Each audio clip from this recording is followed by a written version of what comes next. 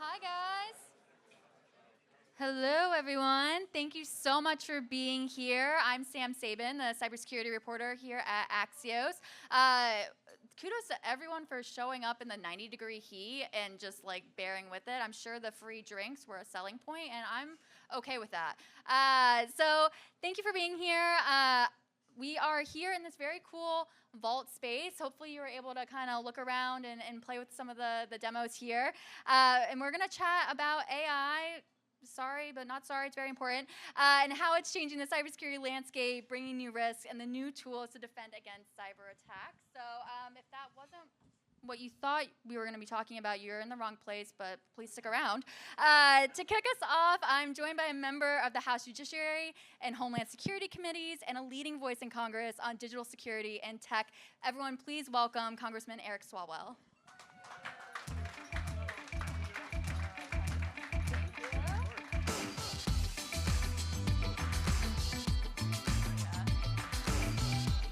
Walk-on music. I know, we're gonna like really party during this interview about like CISA and the state of government, and we'll have some party bops in the background. So Congressman, thank you so much for being here. I wanna start maybe with the, maybe to conceptualize the state of cybersecurity and government through maybe some recent events, right? Specifically the conflict in Iran. It is not lost on me that this conflict happened at a time when CISA has lost a lot of resources. There's like shaky trust between industry and the federal government because of some of those lost resources, specifically cuts at the workforce, et cetera. I'm wondering, in the last 2 weeks, we've heard a lot about warnings of, potential cyber spillover from that attack that could be targeting U.S. infrastructure. How have like maybe the weakened resources, the changes at CISA, how are those kind of like the response to this spillover different because of that? Well, the attack on Iran is probably the most consequential offensive military attack that we've conducted since 2011 when we killed Osama bin Laden. So it certainly should be a shields up moment for CISA to project out to the cyber community. We haven't seen that. And if you recall, Ukraine, where we did not put troops on the ground, but we were still clearly connected to its defense. Yep.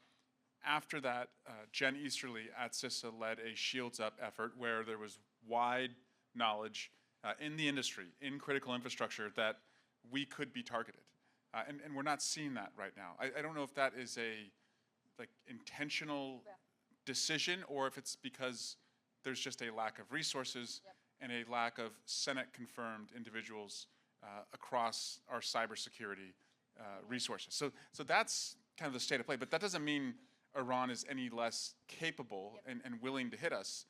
After China and Russia, they are the next most capable and willing nation-state actors. So that worries me very much. Totally, I think that makes a lot of sense.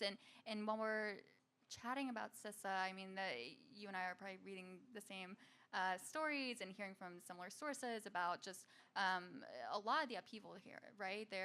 About a third of the workforce has left, whether through buyouts, early retirement, layoffs, et cetera. We saw the dissolution of CPAC. There was that week where we thought the CVE program wasn't going to be funded, and then we magically found funding, and it would cause a lot of, my inbox was a mess that week because people were so nervous about that. I'm wondering, and now we're seeing proposed budget cuts for the next year. I'm wondering, if there are any conversations happening in Congress right now about ways to, I don't know if it's fair to frame it as like bring back stability to the agency, or if there's any congressional action that can happen to bring back some of these programs, or staff up offices again, or what Congress can do here. So bottom line, we need the private sector and the federal government to communicate, to share resources, to have a space where threats and hacks and vulnerabilities can be shared with the federal government, and the private sector is immune. And so they have the confidence that they can share that, and they're not going to be hammered for doing so because it's in the greater good of all of us if those channels exist. I'm not saying CISA is perfect. I mean, CISA is still new, and we should learn from its imperfections. At its worst, I think it's a one-way information sharing enterprise where the private sector often complains they're sharing a lot and they're not getting much back. I have sought to reform that by putting scaffolding and structure around the JCDC, that's the Joint Cyber Collaborative that some of you may be a part of. So I'm open to like reforming CISA, but just $100+ million across the board cut, not having a Senate confirmed director, and then of course winding down the advisory council, which informed a lot of the policy. I don't think that makes us more safe as AI allows and enables more and more attacks at less and less of a cost. The good news is in the House, I'm the ranking member, the senior Democrat on the Cybersecurity Subcommittee. My partner, who's the chairman, is Andrew Garbarino from New York, and he's a faithful partner. And for the last 3 years, we have worked shoulder to shoulder on this issue. There's never been, there's a lot of controversial hearings in the Homeland Security hearing room. You see some of them on TV and social media. It's a total snooze fest when we have a hearing because we bring in experts, we dig into the policy, there's no gotcha moments, and when members come on and they have their own agenda, Andrew and I are on both sides are quick to tell them that that's not this committee. Like don't come to this committee if you're trying to have like a viral moment, because the real work happens here. So I know Andrew in his public statements and what he has said to me is committed to making sure that we still have a functioning CISA. And so that gives me some hope. And frankly, his name has been talked about as potential chair of the whole committee, as Mark Green has announced that he's retiring as soon as the reconciliation bill is passed. So there is potential to see even more of a partnership on this issue. Totally. And I want to make sure that we have time to bring up another issue that your committee is really thinking a lot about, which is the reauthorization of a different CISA, the Cyber Information Sharing Act, there we go, of 2015 that expires at the end of September. My understanding of talking with your staff, which, I forget that August is not a time that you guys are here, you're home at that point. There are about 6 legislative weeks left before that expires, is my understanding. I could be wrong. Someone please count the calendar. I'm wondering, it seems like in the House there has not been decided which committee will have jurisdiction over this. I'm wondering, like, how are conversations going? I know we've had hearings. Is there any progress, any movement? Yeah, so the first thing we need to do is rename the program because it's confusing. CISA, which is the Cyber Sharing Protection Act, which allows the private industry to bring to the Department of Homeland Security threats that they've faced or vulnerabilities that have been exposed or breaches that have occurred, and that can't be used against you as far as any lawsuit that would be brought. And that is rooted, frankly, in tort law. For example, if somebody goes to a restaurant and, like, say the back deck is not stable and it collapses and there's injuries, if the restaurant was to repair the back deck the next day, the fact that they made the repair can't be used against them because you want to encourage businesses and manufacturers when there is a mistake to fix the mistake. Now, they can still be sued and held liable for what happened, but you can't use as evidence that something went wrong that they made a repair. And so that's kind of the same idea that went into CISA, the Sharing Act that we had. And so if we allow this to lapse, we will be almost completely blind as it relates to what the private sector is seeing. And I can't think of any company and any board of directors that would authorize a CISO to go to DHS without that liability protection. So our hope is, and this came out of the hearing that we had, would be to just reauthorize it in what we call a clean way, meaning don't make any changes to it. And if you want to make longer term changes, we can do that after September, but don't let the program lapse. Yeah. It's better to have that channel so that we can see what's going on and allow a neighborhood watch approach to take place, where when we learn the information, we can advise others of attacks that are coming rather than to go blind. Totally. So, are you hearing from companies that are preparing to just stop sharing if this expires on September 30th, or are there, I mean, I know it's going to depend. Every company is going to have a different risk assessment, but I don't know if it sounds like that's the world that you're preparing for. What I hear from Fortune 500 companies and even medium-sized companies is that there are already too many lawyers in the room when a cyber attack happens. That too often the decisions that are made first are legal decisions about like shareholder notification, and that's because of an SEC rule that Andrew and I are both hoping to get rid of or see just pulled back.